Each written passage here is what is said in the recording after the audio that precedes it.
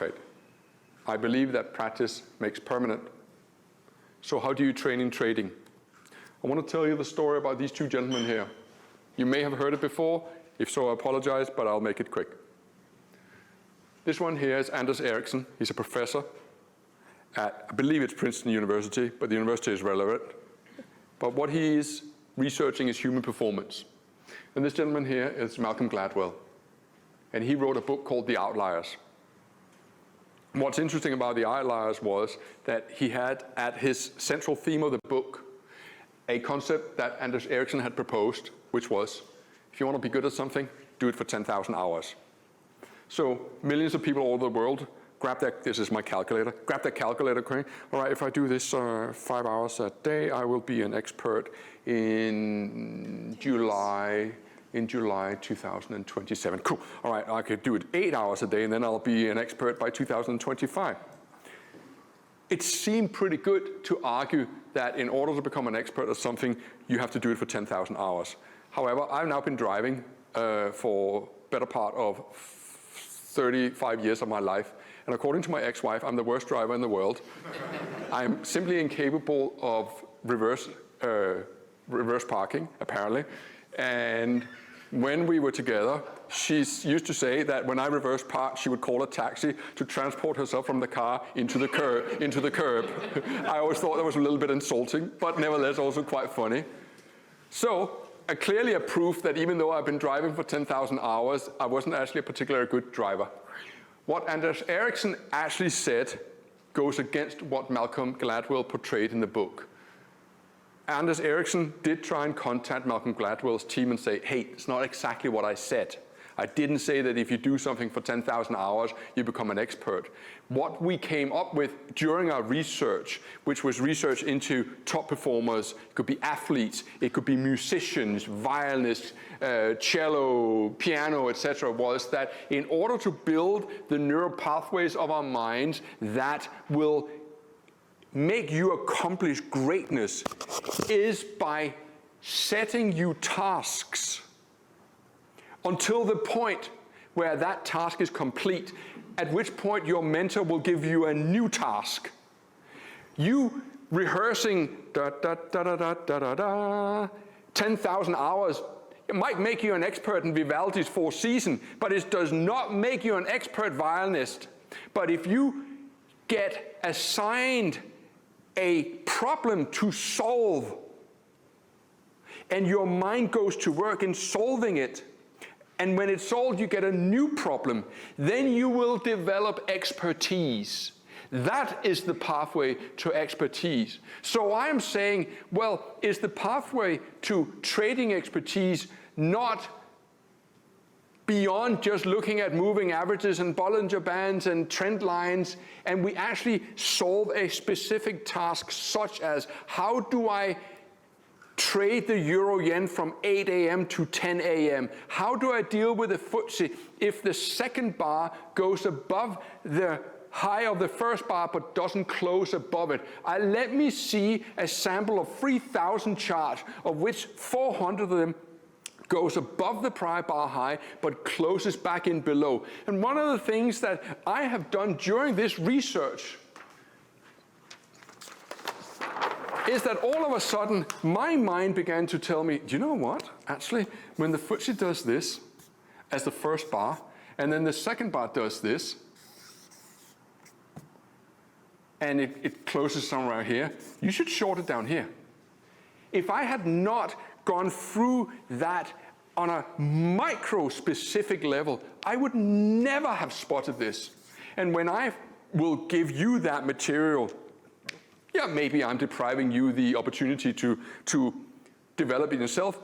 But the flip side of that would be, well, hang on, I may actually be opening up your world to what is truly achievable as a technical analyst when we begin to look beyond, oh, it looks like an uptrend. Oh, no, I think the market's going to go up today. Screw that. I want to micromanage every single bar, not in an Al Brooks kind of way where, you know, like it's an inside bar, outside bar, but actually going, hang on, I need something concrete in the time frame that I am trading at. I don't care what the market does at noon. I need to know what the market is doing in the time frames that I am trading at. what I call situational analysis as opposed to technical analysis. And I credit Anders Ericsson for opening my mind to how you should really research as a trader. It's not just technical analysis, it's die-hard specific technical analysis into the time frames that are relevant to you. And it is an enormous effort put into what are your specific weaknesses. What are your weaknesses, and how do you actually get to the bottom of those? Which one of these, and the ones I haven't even mentioned, do you fall into? And that's what today has been all about. It's about giving you an insight into technical analysis. Euro, yen, Swiss, French, it's DAX, it's the psychology of performance and how your mind functions within this setting. And that has been my mission today. Hopefully what you will be thinking going, apart from, it's hot here and here again, hopefully what you'll be thinking, okay, as you sit in your cars or in the train or the bus on your way home going, all right, he gave me some tools, appreciate it, fishing technique, etc., okay. But perhaps more importantly, what do I need to bring to the table every single day in order to improve my performance? Because clearly, if I'm not seeing the results I want, the solution is not more technical analysis.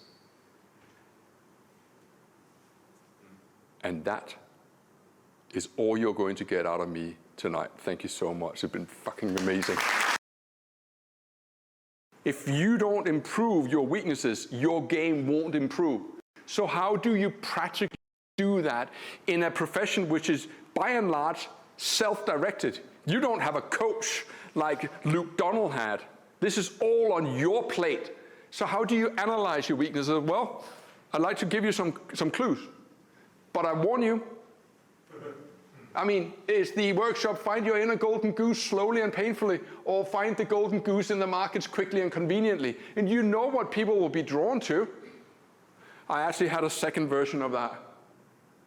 Work 15 minutes a day in Forex and retire early, 90% success rate. Yeah, that's a lot of people going to sign up for that. Or spend 10, 15 years full of frustration, heartache and setbacks, and maybe you'll make it big. Maybe. Yeah, maybe I undersold it a little bit. But here's the essence. Imagine this chart here. This is from today. Imagine that was part of your repertoire. That repertoire, and I'm not saying that you need to buy a scented candle and place it in a dark room and learn to sit in cross-legged. I'm not. But I am saying, with as much sincerity in my voice and heart as I'm possibly able to muster, that you need to find dedicated alone time where you deeply think about what you would do in situations like that, and you see yourself actually doing it, implementing the trade without hesitation.